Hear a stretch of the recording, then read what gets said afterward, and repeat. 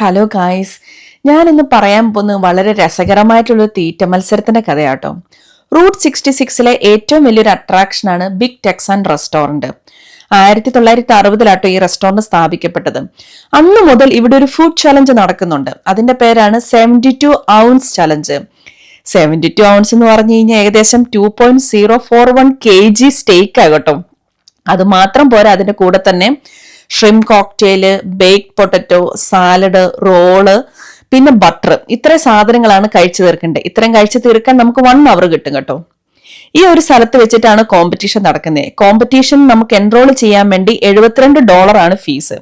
Competition start ചെയ്യുന്നതിന് മുമ്പ് സ്റ്റേക്ക് taste ചെയ്യാൻ പറ്റും കേട്ടോ.